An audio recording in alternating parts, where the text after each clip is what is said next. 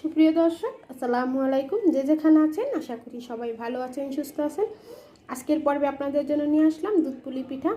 আর খুব সহজভাবে সহজ রেসিপিতে আপনাদের বানিয়ে দেখাবো আজকে দুধ পুলি পিঠা। আর শীতের সময় তো বলেন পিঠা খেতে কার না ভালো লাগে, আর এরকম যদি দুধ পুলি পিঠা হয় তাহলে তো কথাই নেই। এই পিঠাটা বানিয়ে আপনারা 4-5 ঘন্টা একদম ঠান্ডা করে নেবেন। যখন দেখবেন যে একদম ঠান্ডা হলে দুধটা অনেকটা ঘন হয়ে যাবে, তখন পিঠাটা খেতে অনেক টেস্টি হবে। আর ঠান্ডা ঠান্ডা পিঠা খেতেই কিন্তু অসম্ভব মজাদার হয়। যারা পিঠা বানাতে পারেন না নতুন, তারাও খুব সহজে এই রেসিপি ফলো করে পিঠাটা বানিয়ে নিতে পারবেন। আশা করি আপনাদের কাছে ভালো লাগবে। চলে গেলাম পুরো রেসিপিতে। দুধ পুলিটা বানানোর জন্য আমি এখানে একটা কড়াই দিয়ে দিয়েছি চুলায়। এখন দিয়ে দিব পরিমাণ মতো নারকেল। আপনারা যতটুকু বানাবেন সেই পরিমাণে নারকেল দিবেন। এখানে আমি 2 কাপের মতো ফ্রেশ কোরানো যে নারকেল থাকে এটা দিয়ে দিব। আর এই নারকেলটা আমি ফ্রিজে সংরক্ষণ করে রেখে দিই। যখন নারকেল আনি তখন নারকেলটা একসাথে করে ফ্রিজে বক্সে করে ফ্রিজে রেখে দিই। যখন পিঠা বানাবো তখন দেখা গেছে 1 ঘন্টা আগে বা আধা ঘন্টা আগে ফ্রিজ থেকে বের করে তারপর নারকেলটা দিয়ে আমরা পিঠাটা বানাই। তবে আপনারা এই পদ্ধতিটা ফলো করতে পারেন। এখানে নারকেলটা দেওয়া হয়ে গেছে, দেখতে পাচ্ছেন। এখন দিয়ে দেব আমি গুড়টাকে আমি ছোট ছোট করে কেটে রেখেছি। এখানে আমি প্রায় 1.5 কাপের মতো গুড় দেব। টোটালি 1.5 কাপের মতো গুড় দিয়ে দেব।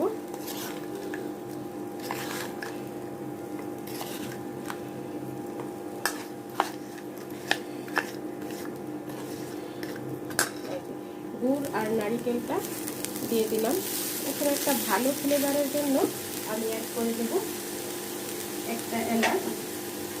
এলাচটাকে একটুখানি ফাটিয়ে দেবেন, একটু ফাটিয়ে দেবেন, এতে করে খুব ভালো একটা সুগন্ধ আসবে। এখন এখানে পানি দেওয়ার কোনো প্রয়োজন নেই। আপনার দুধটা গলে একটা সুন্দর একটা পানি বের হবে। তারপর একটা আঠালো নারিকেলের গুড় আপনারা রেডি করে নেবেন।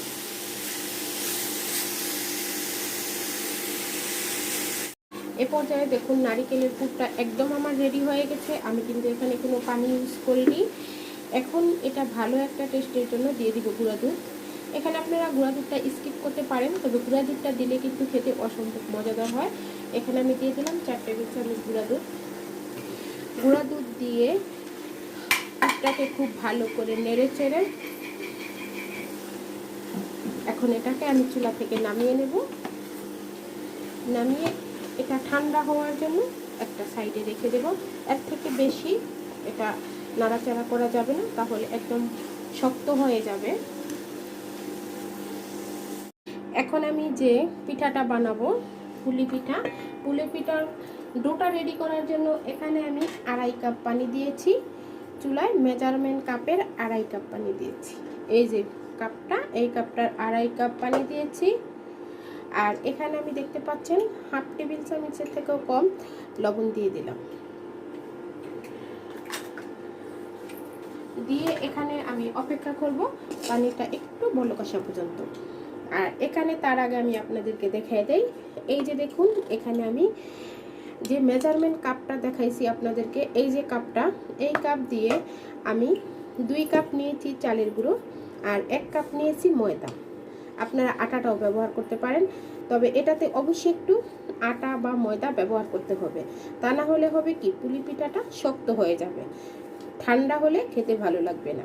তাই আপনারা চালের গুঁড়ার সাথে হালকা অল্প করে একটু আটা বা ময়দা দিতে পারেন, বা এখানে সুজিটাও ব্যবহার করতে পারেন। তবে আমি সুজি ব্যবহার করলাম না, আমি ময়দা দিয়ে দিলাম।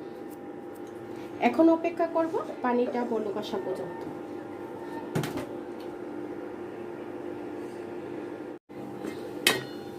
এই যে দেখুন পানিটা বলক চলে এসেছে। এখন এখানে আমি যে গুঁড়িটা আগে থেকে রেডি করে রেখেছিলাম সেই গুঁড়িটা দিয়ে দেব। আপনারা যদি বেশি বানাতে চান তাহলে পানির পরিমাণটাও সেরকম বুঝে শুনে বেশি দেবেন। এখন এটাকে আমি নেড়ে চেড়ে দেব, খুব ভালো করে নাড়াচাড়া করব যাতে করে কোথাও কোনো গুঁড়িতে লাম্পস না থাকে।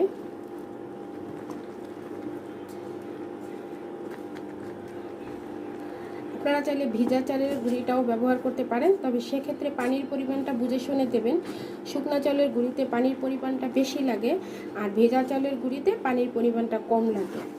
যারা নতুন রাঁধুনি আছে তাদের জন্য বললাম যে শুকনা চালের গুঁড়িতে পানির পরিমাণটা বেশি লাগে, আর ভেজা চালের গুঁড়িতে পানির পরিমাণটা কিন্তু কম লাগে। যদি পরিমাণটা ঠিক করতে না পারেন তাহলে কিন্তু ডোটা পারফেক্ট হবে না কখনোই। এই যে দেখুন আমার এটা একদম মাখানো কমপ্লিট হয়ে গেছে, বুঝতে পারছেন। এখন এটাকে আমি ঢাকা দিয়ে 5 মিনিট রেখে দেব চুলায়।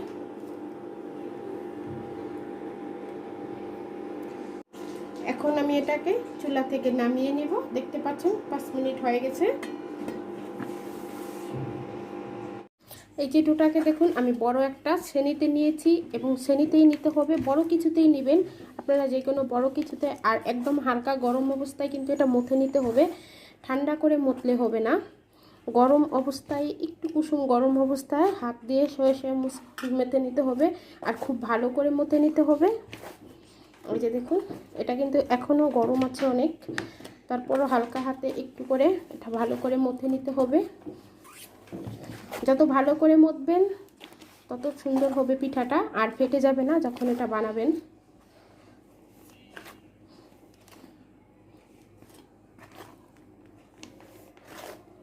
এই যে দেখুন এখানে আমি বড় একটা রুটির জন্য ডো নিয়েছি।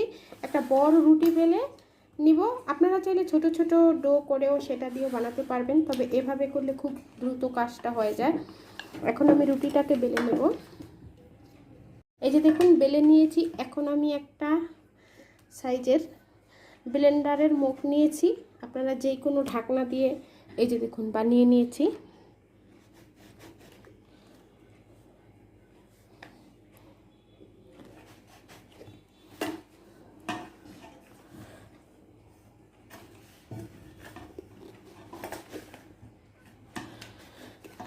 বা আপনারা অন্যভাবেও বানাতে পারেন, আমি দুইভাবে আপনাদেরকে দেখিয়ে দেব। এই যে দেখুন কয়েকটা কেটে নিয়েছি, আর অন্যটা কিভাবে বানাবো সেটাও আমি দেখিয়ে দিতেছি। এই যে দেখুন এখান থেকে আমি একটু ডো নিলাম, নিয়ে হাতের মাঝখানে দিয়ে খুব ভালো করে ঘুরিয়ে একটা গোল শেপ করে নেব। নেওয়ার পরে এভাবে করে চেপে চেপে এই যে দেখুন একটা গর্ত করে গোল করে ডিমের মতো করে গোল করে নেব, দেখতে পাচ্ছেন। এখন আমি এটার ভিতরে যে পুরটা রেডি করে রেখেছিলাম সেই পুরটা দিয়ে দেব। এই যে দেখুন পুরটা দিয়ে দিলাম। দেখে কিন্তু স্ক্রিনে দেখে বুঝতে হবে, এখানে বলার কিছু নেই। মাঝ বরাবর আমি হাতে চাপ দিলাম, দেখতে পাচ্ছেন। চাপ দিয়ে এখন দুই দিক থেকে এটাকে মুখটা বন্ধ করে দিলাম, দেখে বুঝতে পারছেন। বন্ধ করে দিছি। এভাবে কিন্তু আপনারা বানাতে পারবেন, তবে দেখার সৌন্দর্যের জন্য আমি একটু ডিজাইন করে দেব। এই যে দেখুন একটা সুন্দর একটা মুড়ি ভেঙে দেব। এই যে দেখুন এটা কিন্তু যে কেউ করতে পারে একদম সহজভাবে। এই যে দেখুন একটা পুলি পিঠা হয়ে গেল। এটা আপনারা রুটি বেলা ছাড়াই বানাতে পারবেন। আর আমি যে রুটিগুলো বেলেছি সেটা দিয়েও আমি এখন আপনাদেরকে বানিয়ে দেখাবো একটা। এখন নিয়ে নেব আমি সেই যে পুরটা দিয়ে দেব। তবে এখানে আপনাদেরকে একটা কথা বলি, আপনারা যদি এই পুরে অন্য কিছু দিতে চান, এটা টেস্ট আরও বেশি বাড়াতে চান, তাহলে এখানে কাজু বাদাম কুচি দিতে পারেন। তবে আমার কাছে ভালো লাগে না দুধ পুলিতে কাজু বাদামটা, এজন্য আমি দেইনি। এখন এটাকেও আমি সেমভাবে এই যে দেখুন সিল করে দেব। এই যে একটু ডিজাইন করে দেব, মানে দেখার সৌন্দর্যের জন্য। আর যদি আপনারা না দেন তাহলে মুখটাকে খুব ভালো করে ট্যাপ করে দেবেন, তাহলে আর ভিতরের পুরটা যখন আপনারা পিঠাটা দুধে রান্না করবেন তখন আর আসবে না। এই যে দেখুন আমি দুটি পিঠা অলরেডি বানিয়ে নিয়েছি, দুইভাবে দেখিয়ে দিয়েছি। এখন আপনারা আপনাদের পছন্দ মতো বানিয়ে নেবেন। এভাবে করে খুব সহজে আমি সবগুলা পিঠা বানিয়ে নেব। এই যে দেখুন সবগুলা পিঠা আমি বানিয়ে নিয়েছি, আর আমার 3 কাপ গুঁড়িতে দেখুন কতগুলা পিঠা হয়েছে। এখন আমি পিঠাটা রান্না করব। এখানে আমি চুলায় দেখতে পাচ্ছেন 1.5 লিটার দুধ নিয়েছি, আর দুধটা বসিয়ে দিয়েছি। এখন এখানে দিয়ে দিব 2টা এলাচ আর ছোট ছোট টুকটা দারচিনি দিয়ে দিলাম। আর দিয়ে দিব সামান্য 1 চিমটি পরিমাণে লবণ। এই যে দেখুন আমি চামচে নিয়েছি, আমি হাতে নিয়ে দেখাচ্ছি কতটুকু পরিমাণে লবণ দিয়ে দিলাম। দিয়ে অপেক্ষা করব দুধটা বলক আসা পর্যন্ত। এটাতে আমি যেহেতু গুড় দিয়ে রান্না করব, এখন কোনো কিছু দেব না, চিনিও দেব না, গুঁড়ো দেব না। গুড়টাকে আমি আগে থেকেই জাল করে রেখেছি। যেমন যদি আপনাদের পাটালি গুড় হয়, গুড়টাকে আপনারা একদম ছোট ছোট টুকরা করে কেটে, যদি আপনারা 2 কাপ গুড় নেন তার সাথে হাফ কাপ পানি দিবেন। আর যদি 1 কাপ গুড় নেন তাহলে সামান্য অল্প একটু পরিমাণে পানি নিয়ে গুড়টাকে জাল করে তারপর দুধে দিবেন। তাহলে দেখবেন দুধটা আর ফাটবে না। অনেক সময় গুড় ভালো না হলে কিন্তু দুধ ফেটে যায়। আমি দুধটাকে লিকুইড করে জাল করে রেখেছি, দেওয়ার সময় দেখিয়ে দেব। এখন অপেক্ষা করতে আছি এটা বলক আসা পর্যন্ত।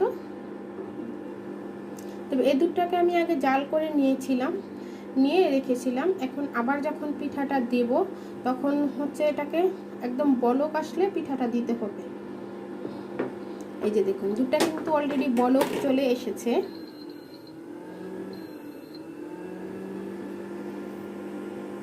এখন যখন দেখতে পাচ্ছেন দুধটা বলক চলে এসেছে, এখন আমি দিয়ে দিব পিঠাগুলা। এই যে দেখুন যে জায়গায় বলকটা আসছে আমি ঠিক এখানে পিঠাটা দিয়ে দেব। আর এই পিঠাটা এতটা জাল করার কিছু নেই, কারণ আমরা যে ডোটা রেডি করে নিয়েছিলাম কাইটা, ওটা কিন্তু একদমই সেদ্ধ করে নিয়েছি। ভিতরের পুরটাও ভালো করে রেডি করে নিয়েছি। যে দেখুন দিয়ে দিতেছি। আর এই পিঠাটা কিন্তু ঠান্ডা হলে খেতে বেশি মজা হয়। আর যেভাবে করে আমি এই দুধ পুলি পিঠাটা বানিয়েছি, এভাবে করে পুলি পিঠা বানিয়ে আপনারা ভাপা পুলি বানাতে পারেন। এই যে পিঠাটা বানিয়েছি এটা যদি এখন ভাপে দেন তাহলে সেটাই হয়ে যাবে ভাপা পুলি। ওই ভাপা পুলি পিঠাটাও আমি অন্য একদিন আপনাদেরকে দেখিয়ে দেব, ওটাও কিন্তু খেতে অসম্ভব মজাদার হয়। দেখলেন তো কত সহজ বানানো পুলি পিঠাটা। আপনারা এভাবে বাসায় বানিয়ে পরিবারের সবাইকে খেতে দেবেন। আর শীত মানেই পিঠা পুলি বলেন, আমরা তো কাজে ব্যস্ত থাকি, তারপরও ব্যস্ততার মাঝে যদি একটু বাচ্চাদেরকে এভাবে পিঠা বানিয়ে দেওয়া যায় তাহলে তো আর বাহির থেকে কিনে খাওয়ানো যায় না। ঘরের তৈরি করা খাবার কিন্তু অসম্ভব মজাদার হয়। এখন এটা বলক আসা পর্যন্ত আর একটু অপেক্ষা করব। এই যে দেখুন পিঠাটা জাল হয়ে গেছে আর দুধটাও অনেকটা পরিমাণে ঘন হয়ে গেছে, দেখেই বুঝতে পারছেন। আমি 2 সাইড দিয়ে ধরে একটু নাড়াচাড়া দিয়ে দিলাম। আর এখন ওই যে লিকুইড দুধটার কথা বললাম সেই দুধটা দেখিয়ে দিচ্ছি। এই যে দেখুন আমি এই দুধটাকে আগে থেকেই জাল করে নিয়েছিলাম। এখানে আমি 1.5 কাপ গুড় নিয়েছি আর সামান্য একটু পানি দিয়ে গুড়টাকে লিকুইড করে জাল করে নিয়েছি। এখন আস্তে আস্তে আমি গুড়টা ঢেলে দেব। পুরোটা দেব না, এখন আগে দেখে তারপরে দেব মিষ্টির পরিমাণটা। যদি আপনারা মিষ্টির পরিমাণটা বেশি খেতে চান তাহলে সেক্ষেত্রে মিষ্টিটা একটু বেশি দেবেন। আমি এখানে বেশি মিষ্টি চাচ্ছি না, কারণ আমার এটাতে পুর দেওয়া আছে, পুরে কিন্তু প্রচুর মিষ্টি আছে, সেজন্য। কালারটাও মাশাআল্লাহ চেঞ্জ হয়ে গেছে, ক্যামেরায় হয়তো বা তেমন বোঝা যাচ্ছে না, কিন্তু কালারটা অনেকটা চেঞ্জ হয়ে গেছে। এই যে দেখুন আমি লিকুইড করে দিয়েছি কিন্তু আমার দুধটা ফাটেনি। এই যে দেখুন আপনারা দেখেই বুঝতে পারছেন। আর গুড়ের এই মিশ্রণটা হতে হবে ঠান্ডা আর দুধটা হতে হবে গরম, তাহলে আর ফাটবে না। এখন আমি আরেকটু দিয়ে দেব।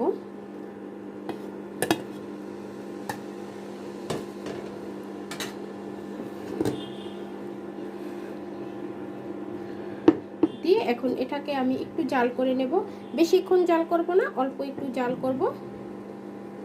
ওই যে দেখুন এটা ঠান্ডা হওয়ার পর আমি আপনাদেরকে পরিবেশন করে দেখালাম কতটা পারফেক্টভাবে ঘন হয়ে গেছে। আর একদম দেখুন দেখতে কতটা লোভনীয় হয়েছে। দেখলেন তো কত সহজে বানিয়ে নিলাম দুধ পুলি পিঠা। আশা করি রেসিপিটা আপনাদের কাছে ভালো লেগেছে। ভালো লাগলে লাইক কমেন্ট এবং বেশি বেশি করে শেয়ার করবেন। তাহলে আজকে এই পর্যন্তই। সবাই ভালো থাকবেন, সুস্থ থাকবেন। আল্লাহ হাফেজ।